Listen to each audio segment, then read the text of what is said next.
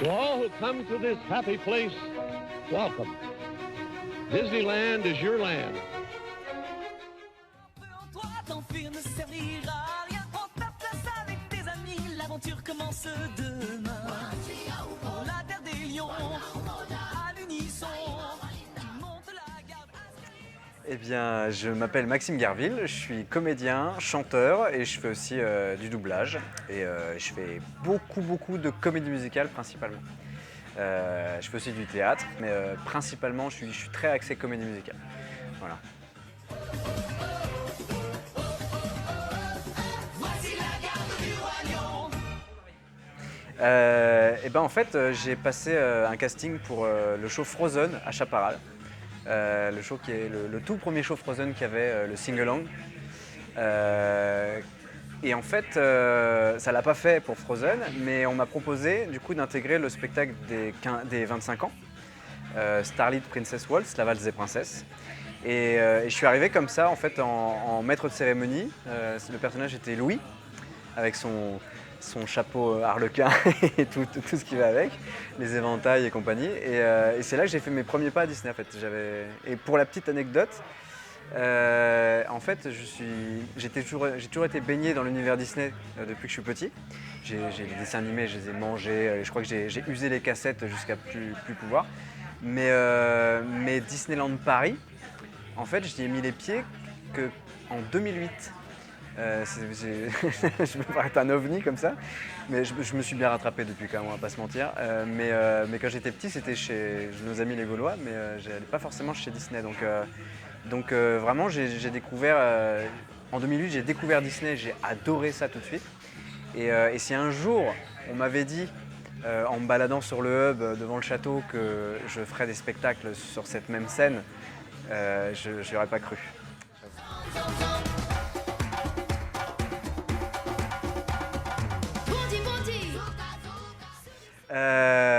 Et bah écoute, en fait, pour tout te dire, donc j'ai commencé avec la valse des princesses, avec Louis.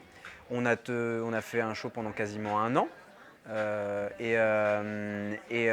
Dans la foulée, il y a eu de nouvelles auditions pour créer un nouveau spectacle, qui était un nouveau concept à l'époque, qui mélangeait d'ailleurs, qui l'a fait, parade et spectacle. Et moi, je passe à l'audition en me disant, bon, bah, j'ai adoré mon expérience sur la valse des princesses. J'ai adoré travailler à Disney, j'ai découvert l'univers, l'ambiance, les backstage, les cast members, enfin, j'ai vraiment adhéré. Et je me suis dit, bah, pourquoi pas retenter l'expérience, après tout. Et j'ai passé l'audition, et je pensais pas du tout que ça allait le faire. Mais comme souvent dans les auditions, je pars pas toujours en me disant, c'est bon, c'est pour moi. J'ai toujours une petite voix qui me dit, t'es sûr? Et en fait, ça l'a fait, à tel point, c'est que j'ai été choisi pour faire les images de Jimmy Ocean, pour la chorégraphie. En fait, Disneyland Paris avait créé une vidéo sur YouTube en amont du spectacle pour que les gens apprennent à reproduire la choré et qu'ils soient prêts à l'ouverture du spectacle pour faire la choré sur le hub, pour que les guests soient... Et donc c'était mon premier tournage aussi à Disney. Parce que moi je venais pour faire des spectacles sur scène, mais j'aurais pas pensé qu'on ait aussi à faire des vidéos à côté pour promouvoir le spectacle ou pour créer tout un univers qui va avec. Et ça a commencé comme ça. Et donc j'ai fait la saison 1 de Pirates et Princesses, qui a duré, je sais pas, 3 mois, peut-être 4 mois. C'était un truc de fou. Pareil, j'ai rarement vécu une expérience comme ça d'interaction avec les guests, comme j'en avais rarement eu. Et on a enchaîné avec Surprise Mickey, le show des 90 ans, au studio cette fois-ci, pas dans le parc 1, sur la Toolbox, feu Toolbox. On a fait ça l'hiver, et là on a fait évoluer le personnage de Jimmy Ocean. Ça restait Jimmy Ocean, mais on a gommé un peu le côté pirate, influenceur YouTube, pour avoir vraiment un maître de cérémonie qui lance la fête et qui est là avec toujours le duo d'inséparables avec Betty Rose. Et suite à ça, ça a tellement fonctionné qu'ils ont relancé Pirates et Princesses pour une saison 2. Donc je suis revenu parce qu'évidemment j'avais tellement adoré ça que si l'occasion se présentait, je n'allais pas cracher dessus, j'étais très content de le refaire. Et après,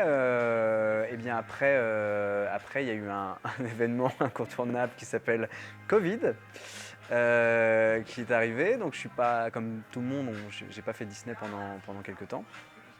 Et il se trouve que juste avant le Covid, j'avais passé l'audition pour La Fabrique des Rêves.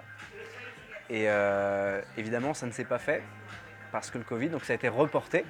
Et dès qu'on a eu l'occasion de pouvoir faire le spectacle, on est parti sur scène. Et donc j'ai fini sur la Dream Factory à faire les 3 personnages masculins du spectacle, Rotor, Gasket et Axel, qui n'ont rien à voir avec Louis ou avec Jimmy Ocean, mais qui sont très sympas à faire aussi. Donc voilà pour mon petit parcours, tout ce que j'ai pu faire sur ces dernières années. En fait, finalement, je me rends compte que j'en ai fait pas mal quand même. J'en ai fait pas mal. Je suis pas encore CDI, c'est pas prévu, mais j'avoue que... Mais j'adore ça en fait, je m'en lasse pas. Nancy Glancy, oh là là, découvrons ce qui est exquis. Sortons nos Je pense que, en fait, à Disney, on aime bien créer des personnages, je vais pas dire outranciers, mais très haut en couleur et très marqués dans leur caractère. Ce qui n'est pas forcément le cas ailleurs. Mais ce que j'ai bien aimé, c'est que ça m'a fait travailler un peu mon clown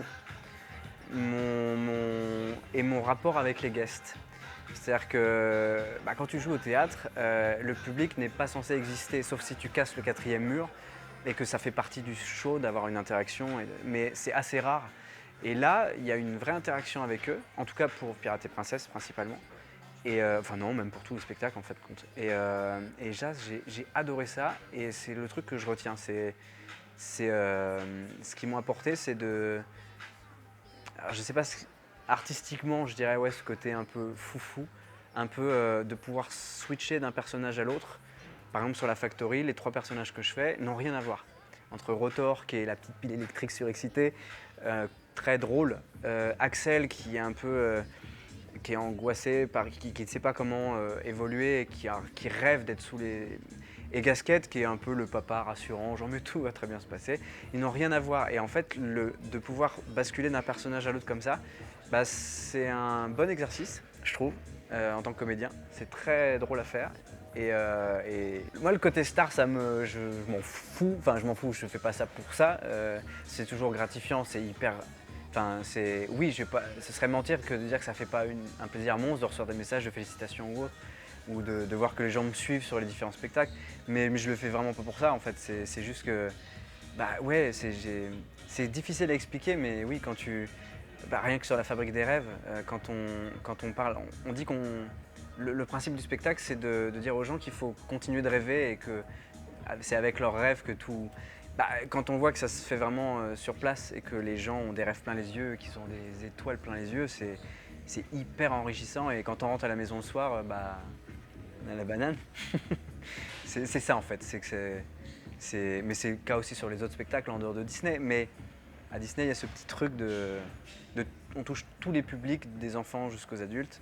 Et arriver à mettre des étoiles dans leurs yeux, c'est vraiment un truc... c'est vraiment ça, c'est un bonheur... C'est pas très descriptible, mais ça fait un bien fou en fait.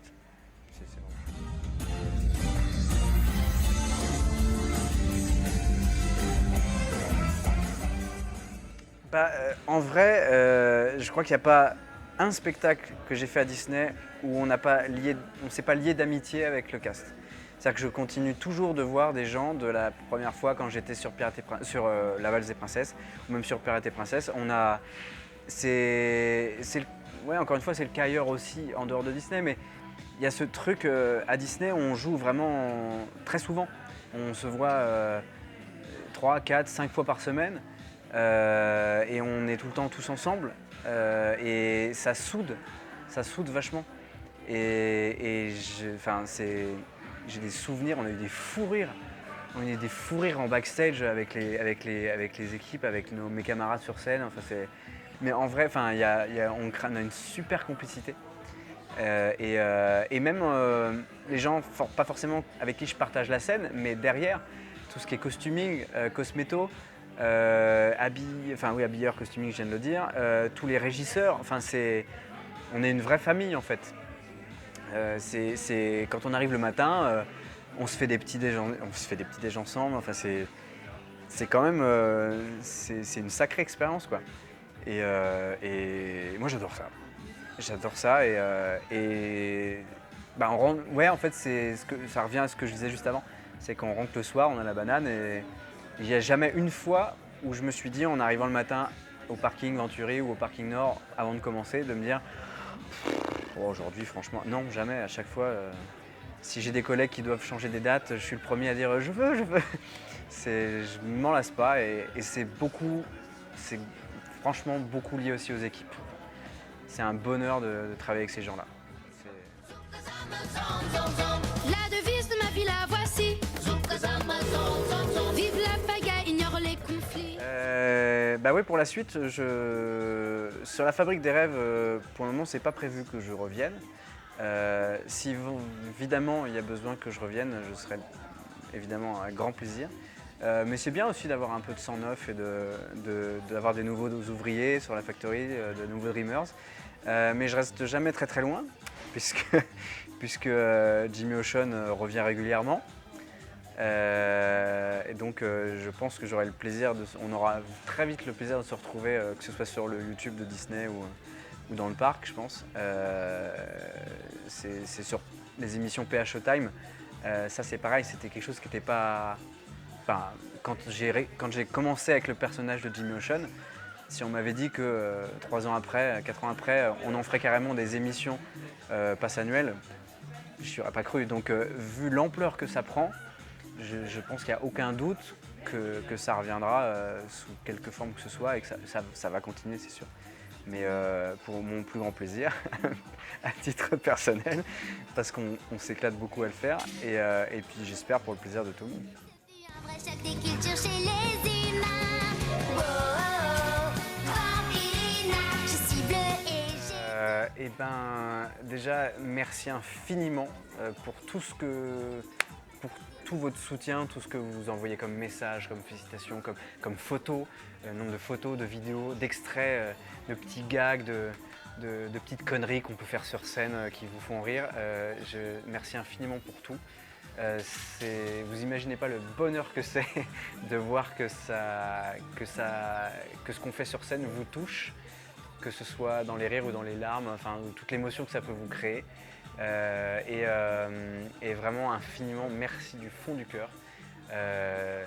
Voilà, aussi longtemps que je pourrais continuer de le faire et de recevoir vos messages, ça me fera toujours autant plaisir. Et surtout, avant de conclure, je voudrais remercier infiniment tous ceux qui, à Disney, en backstage, dans la team casting, production, m'ont fait confiance. Je pense à Amanda, je pense à Christophe Leclerc, Mathieu Robin, Mabrouk, Rigui, Serge Kipriotti, enfin voilà, Alexandra Rocher, enfin en fait c'est grâce à toutes ces personnes-là que j'ai pu faire ces différents spectacles. Et rien que pour ça, merci du fond du cœur, parce que vous avez cru en moi, vous avez cru en ce que je pouvais donner sur scène, vous avez vous avez vu ce que je pouvais interpréter comme personnage, et voilà où on en est aujourd'hui, et rien que pour ça, voilà, infiniment merci. Les loups sont prêts à hurler. Préparez-vous les filles. Ce soir, ça va crier. Et si je devais dire un petit mot pour mes petits pirates préférés, je dirais yo-ho! On se retrouve très très vite. Avec Betty Rose, mais ça, on n'a pas le choix, on est obligé d'avoir Betty Rose à chaque fois, donc on va faire avec, mais Team Pirate.